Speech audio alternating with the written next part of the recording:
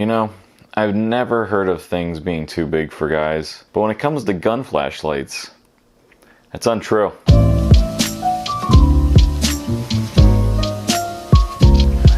What's going on, guys? This is Burrs here to talk to you today about flashlights on guns and why large ones like the SureFire X300 Ultra are actually a good thing. Now, both of the guns in this video have been checked and cleared prior to the making of this video. So a lot of people like threaded barrels for their Glocks, right?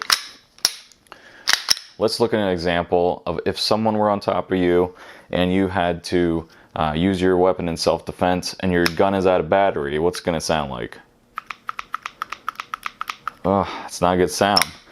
Should sound like that. So while the threaded barrels might look good, if you're not in the market for a silencer, take that fucking thing off. So let's take a look at a regular barrel. This is my go-to Glock 19. We'll go ahead, make sure it's clear again, and we'll do the same thing. Push this into someone's cavity in self-defense. Mushy trigger. Now let's take a look. Okay, so now we got the flashlight.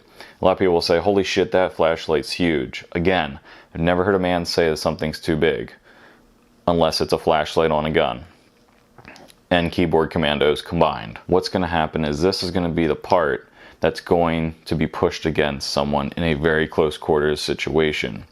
And what's going to happen is you're going to get a click. Now, the one thing in the past that I ran was the Enforce APL. It protrudes a little bit, just slightly past the barrel, but something like this is definitely going to keep that from happening more than a smaller light. So as people want to get lights smaller, with a semi-automatic, they're going to come into that issue in a very close quarters situation.